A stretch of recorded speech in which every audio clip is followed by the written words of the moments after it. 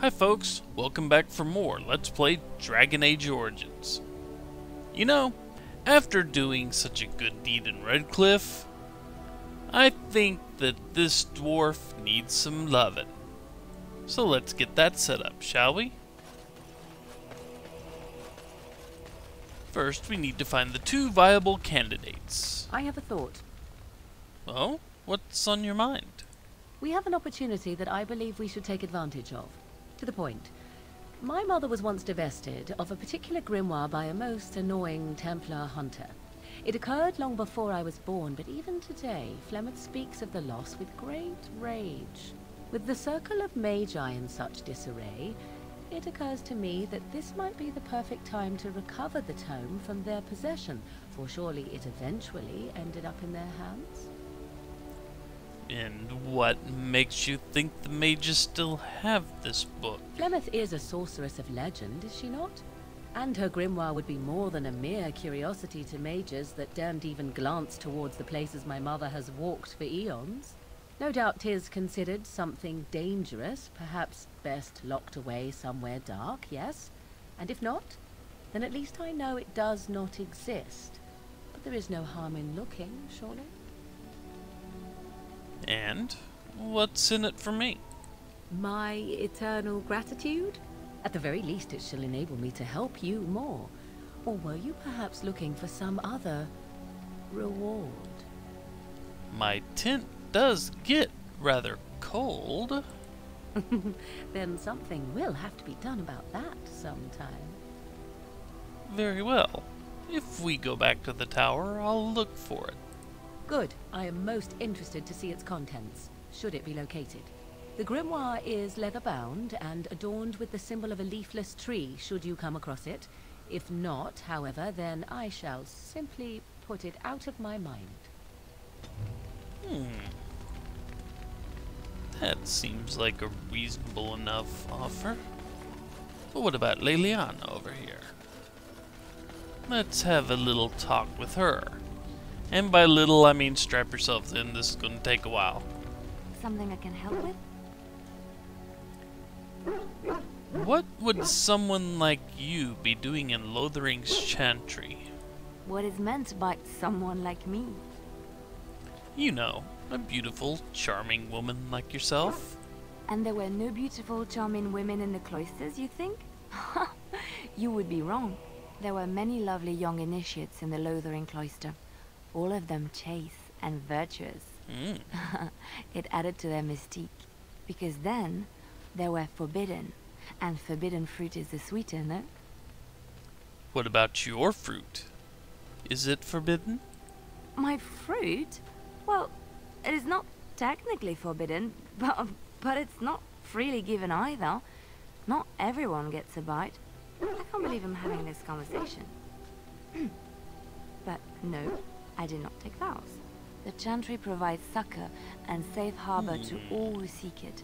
I chose to stay and become affirmed. So your skills were learned before your time in the Chantry.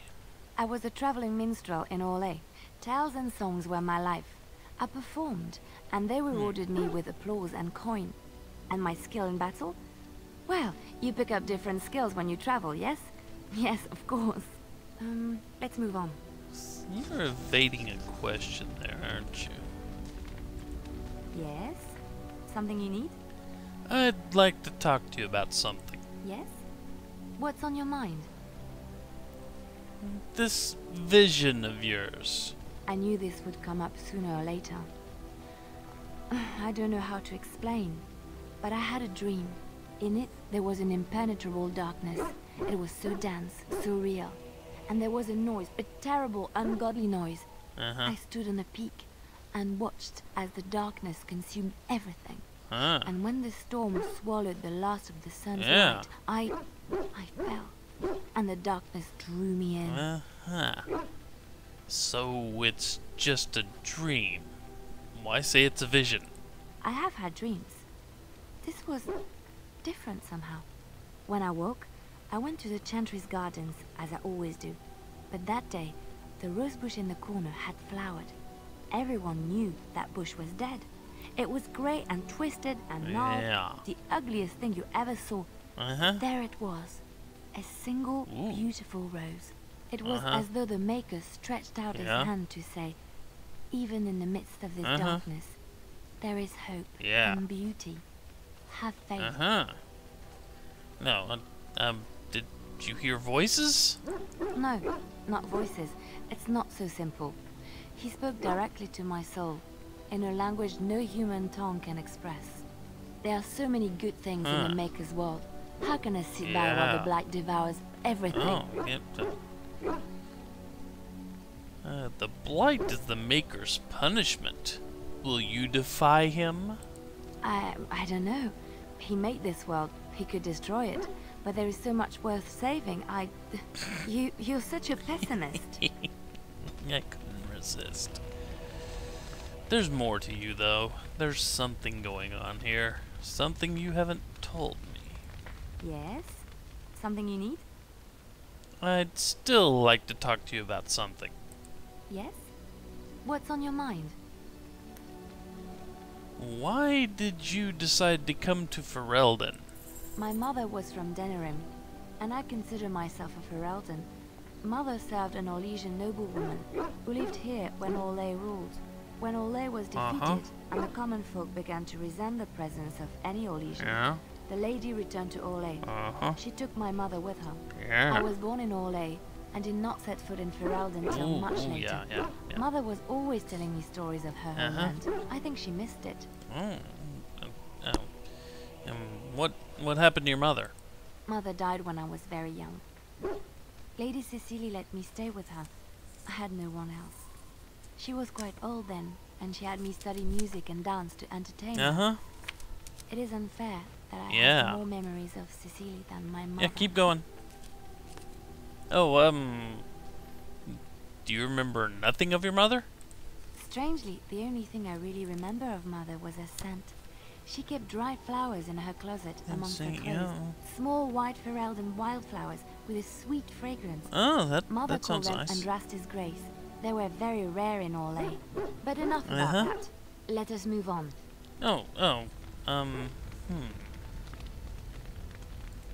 Yes? Something you need? I'd still like to talk to you about something. Yes? Kind of. What's on your mind?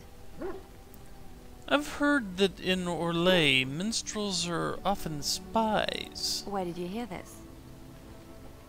Oh, someone told me this a long time ago. And you believe everything you hear? Not all minstrels are spies. Eyes on the prize, eyes on the prize, Most are eyes on the just prize. singers and storytellers. But some of them are what we call bards. I thought minstrels were bards. Many use the two words minstrel and bard interchangeably, but to do so in Orlais would cause misunderstanding. Bards are minstrels and more. Uh-huh. Spies, as you say. Some say there is a Yeah. bard order, but I don't think this is Oh, true. yeah. Many bards work alone or in small groups, Ah. doing the bidding of a patron who pays for their services. If there is an organization behind it Oh. all, no one knows who they are. What sort of services does a bard offer? What do you think? They infiltrate, steal, sometimes assassinate? It depends on the bard. In Orlais, there is much rivalry amongst the highborn. They fight over land, influence, and the favor of the Empress. That But sounds they cannot familiar. do this openly because it is impolite, and in public, they wear smiling faces and pretend to be civil. In secret, they plot and scheme to destroy each other. It is a game completely meaningless to anyone but its players. Actually, that sounds pretty normal, but... I knew it! You're not just some innocent sister. I have revealed too much, it seems, but it doesn't matter what I used to be. It is the past. So that's where you learned to fight like that. My skills served me well, but the day finally came when I decided to just put them aside. I found myself in Ferelden and sheltered from bad weather in the Chantry, and when the storm passed, I just did not want to leave. I like to say the Maker brought me here. Something doesn't seem quite right with that story. Yes? Something you need? I'd still like to talk to you about something. Yes? What's on your mind? Do you miss anything about Orlais? I miss Val Royeaux. Unlike other cities where the people are the lifeblood and the character, Val Royeaux was her own person, and her people little more than decorations. There was always music in Val Royeaux, streaming from the many windows, refrains and triumphant choruses. Yeah, choruses, and always floating above that all, the chant, coming from the grand cathedral. It was magnificent. Yeah, Orzammar is magnificent too. Yes, I'm sure it is. But every city has a different personality. It is hard to describe. You have to be there. Of course there are good things and bad things about Orlais, like anywhere else. Sometimes I miss it dearly, and sometimes I'm glad I'm rid of it. Yeah. And you will laugh at this, but I miss the fine things I had in Orlais. And what sorts of things? Dresses, fine dresses and furs. Ooh, and furs. Shoes, of course. One can't mingle with nobility with bad shoes, you see. Orlais is very fashionable. Shoes? Almost ridiculously so. But the shoes. Living with those ridiculous trends was worth it for the shoes. Shoes are shoes. They're there to keep your feet dry. Well, yes, but that's not all they're for. If you saw a pretty lady in a beautiful dress, you'd want to see her dancing in her dainty shoes and not in huge boots. If she has other assets, I wouldn't be looking at her feet. Ugh, men. It seems women only dress up for other women because men don't care or notice. The shoes made in Orlais were exquisite. Not at all like these clunky fur-lined leather boots you have in Ferelden. Ugh, just look at them. They're comfortable. They're sturdy shoes, but sometimes a girl just wants to have pretty feet. Oh, I could talk about shoes all day, but we have things to do, don't we? Yeah, things to... Let's keep talking. Yes? Something you need? I'd like to talk to you about something. Again. Yes? What's on your mind? You were a traveling minstrel. Do you have tales to share? Of course I do. I love stories far too much to keep them to myself. Everyone should be able to benefit from them, I think. Tell me about Darkspawn, so I can laugh at what you think you know about these Chantry things. Law says it is man's pride that created the Darkspawn. In ages past, the mages of the Tevinder Imperium ruled much of the world we know. In their pride, they thought their magics invincible and imagined that they were greater than the Maker himself. So thinking, they invaded his golden city, planning to take it for themselves and depose their own creator. But they were impure and full of sin. And it is with the sin that they tainted the golden city, sin. corrupting it forever. The Maker cursed them and cast them from his sight. Wherever they went, they spread curses. the taint of their sin. Any land that was touched by the taint became blighted and would suffer no life. No life, yeah. Instead, the Darkspawn arose to torment us and remind us of our hubris. Yep, torment. You know any stories from Orlais? Of course, Orlesians enjoy telling stories. I shall tell you my favorite tale of Aveline, the Knight of Orlais. Yeah, go ahead.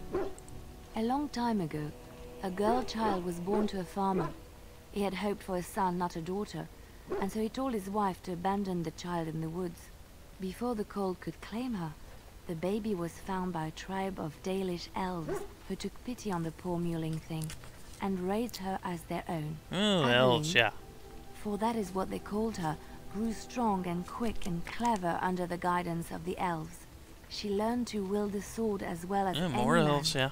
could kill a deer with an arrow at 100 paces, and was as graceful on the back of a horse as she was on foot. Oh, continue, please. Aveline's Dalish guardians saw that she could easily best any Orlesian chevalier in battle, and wanted to show the poor humans the child they had left to die. They bestowed upon her a fine horse and armor, and sent her to prove herself to her people in the grand tourney. Yeah, prove. Now in those days, gotta prove yourself. no woman was allowed to take up arms, let alone compete in the grand tourney. But Aveline kept her helmet on and was not discovered. No, no, go on. Aveline won many events and gained the approval of the adoring crowd. Eventually, she came face to face with the knight Kaleva in the Grand Melee. Yes. Aveline had already bested him in the joust, and Kaleva was determined not to lose a second time. Yeah, don't want Out to of lose twice. desperation to regain his honor, Kaleva tripped Aveline and tossed her to the ground, ripping off her helmet as he did so. Silence fell upon the arena as Aveline was revealed. Ooh, silence. Kaleva declared the previous competitions invalid. A woman had taken part, and this was not allowed. But the crowd cheered for Aveline. Kaleva was furious, for he had lost to a woman and was now being shamed. Blinded by his rage, he forced Aveline to her knees. "Know your place, woman," cried he, and slit her throat. Oh, that's terrible. The son of the king, Prince Freyan, was present.